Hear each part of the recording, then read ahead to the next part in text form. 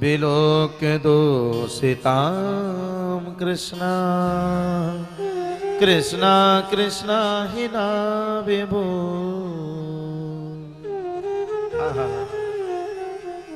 तस्या विशुद्धमन्विच्छन्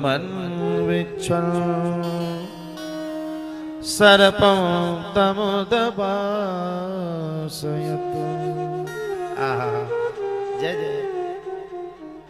भगवान ने देखा वृंदावन में एक काली कुंड है। विलोक दोषितां कृष्णा, विलोक दूषितां कृष्णा कृष्णा कृष्णा हिना विभो। कृष्णा कृष्ण हिना विभु। और तस्या विशुद्धमन्विच्छन् सर्पं तमुदभासयत्।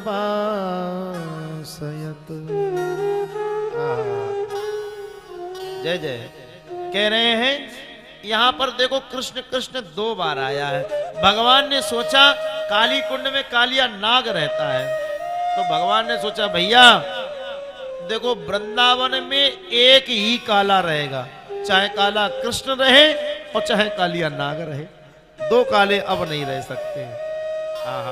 भगवान ने क्या किया, आज भगवान ने गेंद का खेल प्रारंभ किया।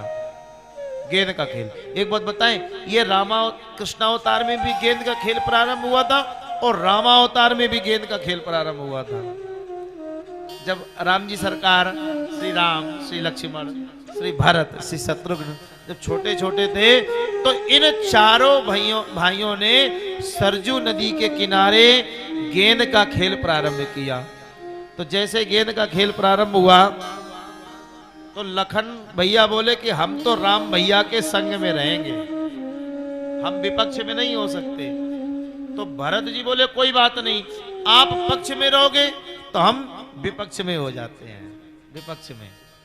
आश्चर्य, भरत और राम जी के विपक्ष में क्यों? भरत जी कहते हैं हम चाहे पक्ष में हो चाहे विपक्ष में हो, हमारे परमाराध्य का खेल पूरा होना चाहिए। देखो सच्चा भक्त वही है जिसमें भगवान की लीला पूर्ण हो गई। बोले महाराज हम चाहे पक्ष में हो और चाहे विपक्ष में हो, प्रभु का हमारे खेल पूरा होना चाहिए। कैसे? भरत जी कहते देखो भाई, पक्ष वालों को एक ही लाभ है कि वो पक्ष में है, और विपक्ष वालों को 2-2 फायदे। कैसे? एक तो महाराज हमारे भगवान का खेल पूरा हो रहा है, और दूसरा सामने से भगवान के दर्शन होते रहेंगे। हमारे नेत्र भगवान पर टिके रहेंगे। जैसे महाराज गेंद का खेल प्रारंभ हुआ। राम लखन एक और लखन एक और।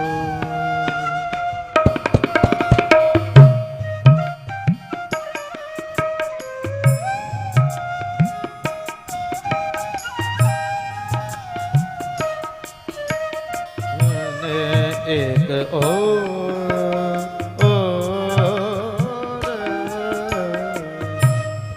लखन एक सरजू तीर तीर ओ दाने दाने गुइया बाटिले लखन एक ओ रे भजे लखन एक लखन एक रे भजे लखन एक और श्री राम और श्री लक्ष्मण, दूसरी ओर श्री भरत और श्री शत्रुघ्न लाल जी। गेंद का खेल प्रारंभ हुआ। गेंद आया भगवान श्री राम के पास, गेंद पर लात मारी, गेंद पहुंचा श्री भरत जी के पास। भरत जी ने दुगने वेग से लात मार दी। आश्चर्य, क्या राम जी से भरत जी जीतना चाहते थे? बोले ना। फिर गेंद पर दुगने वेग से लात क्यों मारी। आहा, भरत जी मानो ये संदेश देना चाहते हैं हम सब भक्तों को कि अरे गेंद तू कितना अभागा है जो राम की चरण शरण को छोड़ करके मुझ अभागे भरत के पास आ रहा है। तो जो राम की चरण शरण छोड़ता है उसे संसार में फिर ठोकर ही ठोकर मिलती है। आराम की तलब है तो एक काम कर, आराम की शरण में और राम राम कर। अवध रूपी गेंद आज भगवान के पैरों की ठोकर खा रही है। तो भैया यूं तो सैकड़ों दर्दमंद मिलते हैं, काम के आदमी चंद्र मिलते हैं, कि जब मुसीबत का वक्त आता है तो दरवाजे बंद मिलते हैं। तो भैया अगर सच्ची चरण शरण ग्रहण करनी है तो भगवान श्री राम जी की चरण शरण ग्रहण कर लो, हमारे ठाकुर जी की चरण शरण ग्रहण कर लो, आपका जीवन धन्य हो जाएगा। ऐसे ही आज भगवान ने वृंदावन में भी गेंद का खेल प्रारंभ किया। जैसे गेंद का खेल प्रारंभ किया, अब तो महाराज एक बार भगवान पर दांव आया। भगवान ने ऐसी गेंद उछाली कि गेंद गिर गया काली कुंड में, और कपड़े की गेंद ग्वालन की। श्री दामा मचल गया, महाराज हमारी गेंद लाओ। भगवान बोले भैया वो तो गेंद तुम्हारी काली कुंड में गिर गई। श्री दामा बोला काली कुंड में गिरे और चाहे पीली कुंड में गिरे, मेरी गेंद वापस ला के दो। भगवान बोले अरे श्री दामा उसका जल जितना है वो सब विषैला है, कालिया नाग रहता। बोले कुछ नहीं, हमारी गेंद लाओ। बोले काली कुंड में जाएंगे तो मर जाएंगे। बोले बिल्कुल अभी मर जाओ, मेरी गेंद वापस लाओ। आहा, भगवान महाराज एक कदम के वृक्ष पर चढ़े और भगवान उस काली कुंड में कूदे। जैसे ही कूदे, आहा, कालिया नाग पड़ा सो रहा था, नाग पत्नियां सेवा में थी। जैसे महाराज काली कुंड में कूदे हैं, कालिया नाग की नींद खुल गई। जैसे नींद खुली, अब महाराज लाल लाल नेत्र करके भगवान की तरफ दौड़ा, भगवान को काटने के लिए। और भगवान को क्या किया इसने, अपने शरीर से भगवान का श्री विग्रह जकड़ लिया। भगवान भी कम नहीं, भगवान ने अपनो श्री विग्रह इतना बढ़ायो कि कालिया नाग की गुरिये गुरिये साफ ढीली पड़ गई। पर फिर भी कालिया नाग हार नहीं मान रहा है।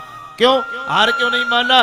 कालिया नाग मन में सोच रहा है कि अगर हम इनसे हार मान गए, छोटा सा नन्हा सा बालक, तो हमारी पत्नियां क्या सोचेंगी, अरे मेरा कालिया नाग तो पुरुषार्थहीन है।